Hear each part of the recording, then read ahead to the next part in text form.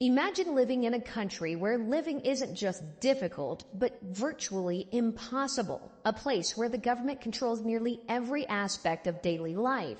And even thinking of escape could cost you everything. This isn't North Korea or Turkmenistan.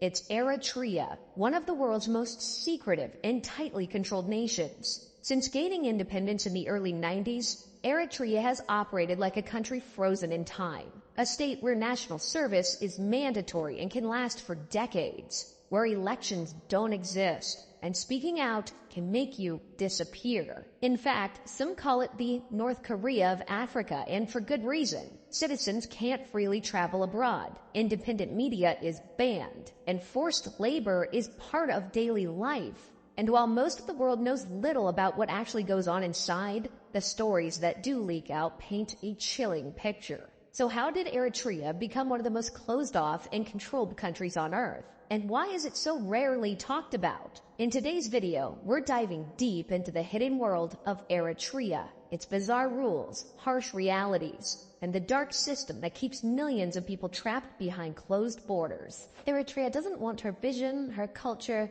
or way of seeing things to be imposed by the outside world. Muslim Eritreans spoke against the regime in Eritrea. They were called jihadists. The concerns about human rights, democracy, and the justice have literally been thrown out of the window.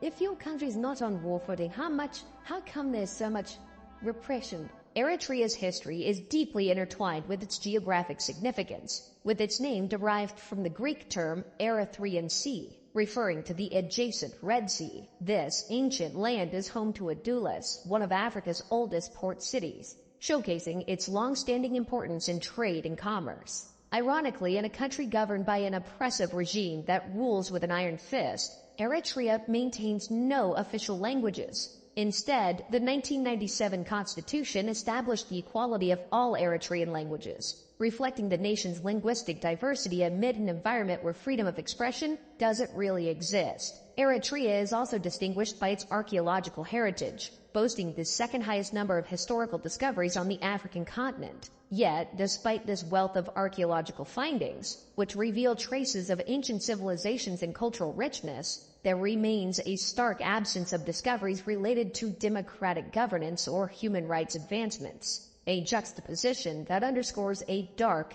and deadly story. In the age of instant information and global connectivity through the internet and mainstream news, it's hard to fathom that a country can exist as a complete mystery, but Eritrea is one of these countries. According to Human Rights Watch, of all the countries with the most appalling human rights records, Eritrea is probably the least known internationally. This isolated nation of just over 3.5 million people is ruled by a harsh dictatorship that doesn't allow free speech or opposition. The government keeps things so secret that most people only hear bits and pieces about what life is really like there. In today's digitally dominated era, less than 1% of the population here has access to the internet, an insane contrast to neighboring Ethiopia, which has a connectivity rate of 19.4%. Eritrea gained independence from Ethiopia in 1993 after a grueling 30-year war that ignited a sense of national pride and hope for a brighter future. The event was so significant that the 30 leaves on the national flag reflect the 30 years they took to fight for their freedom from Ethiopia.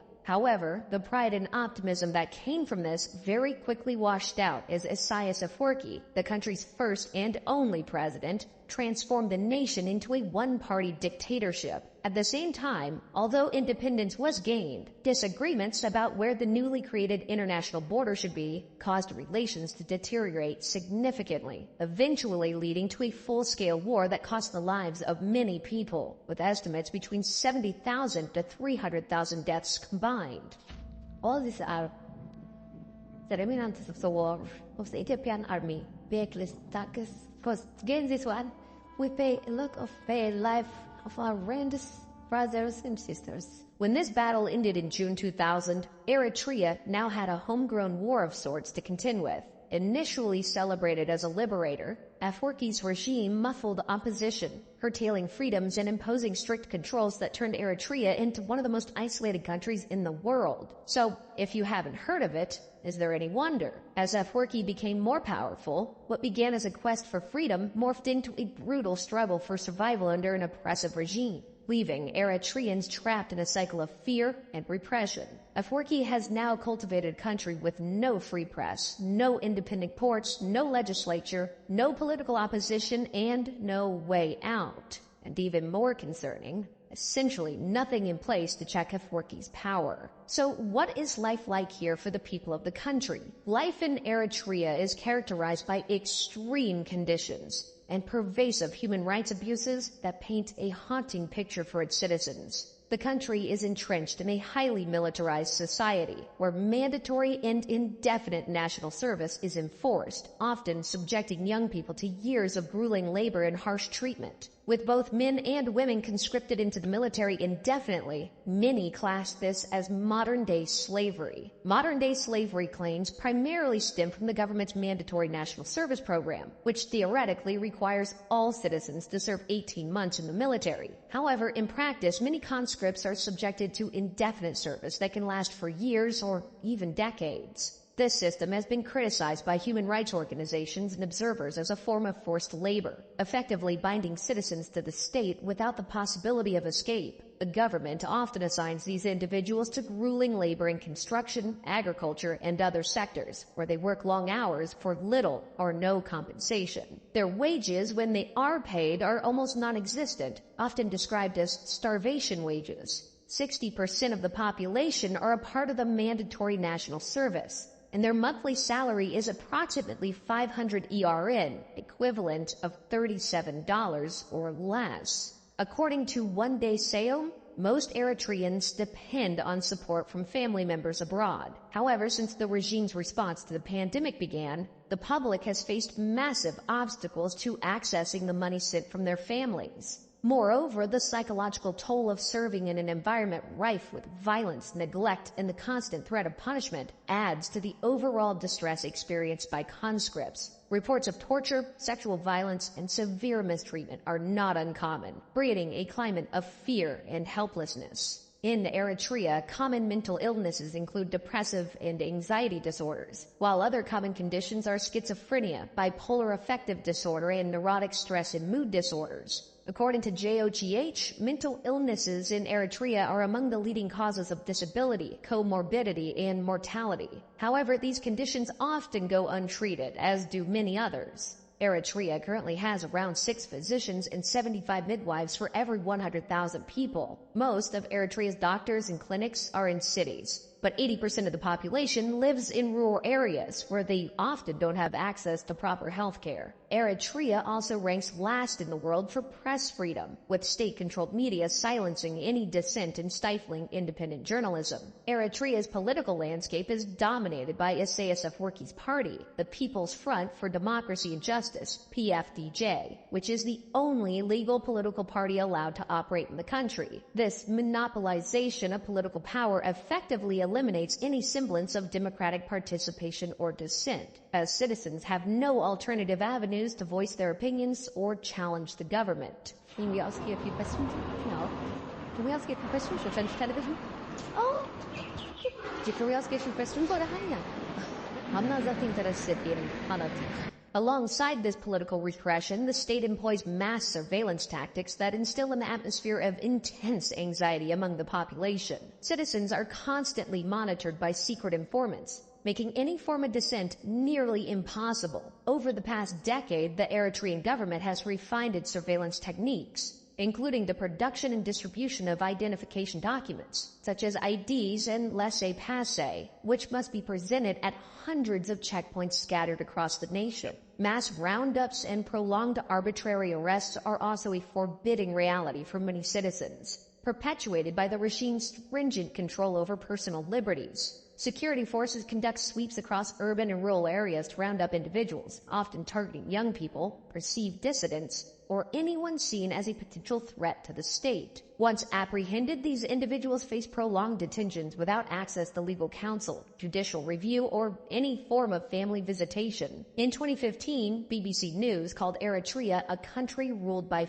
fear, not law. They noted how Eritrea's government may have committed crimes against humanity, including a shoot-to-kill policy on its borders, prompting hundreds of thousands of people to flee the country. However, for those who didn't manage to get out, life gets grimmer by the day. The very little food that exists in the country has always been expensive, but recent shortages have further skyrocketed prices. This struggle to access food is compounded by a fragile and restrictive economic environment, where citizens rely on a combination of government shops, privately owned stores, and trade with nearby domestic and foreign markets. However, the reality is ugly, as government shops are often severely lacking in essential supplies, prompting many people to turn to private shops for their needs. Unfortunately, these private establishments are hindered by severe restrictions on transportation, which have made it nearly impossible to get food from local farmers or import necessary goods from neighboring countries,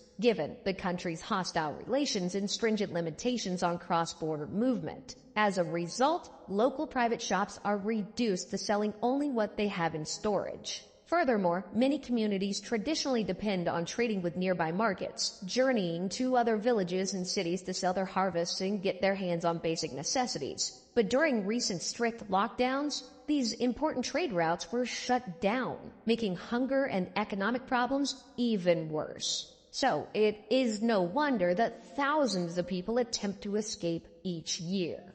The situation is dire, and some of the issues which concern me more is the number of people fleeing because of the national service. The Eritrean refugee crisis represents one of the most significant humanitarian challenges facing the international community today. Trapped in one of the world's most brutal regimes, hundreds of thousands of Eritreans have sought refuge in neighboring countries, particularly Ethiopia, as well as further afield in Europe and North America. By the end of 2021, more than 580,000 Eritrean refugees and asylum seekers were registered abroad. And by 2023, this number had jumped up to nearly 600,000. The journey undertaken by many Eritreans fleeing their homeland is perilous and fraught with extreme risks. As they attempt to escape, they often face brutal conditions and threats along the way, including human trafficking, torture, and exploitation. Smugglers prey on desperate individuals,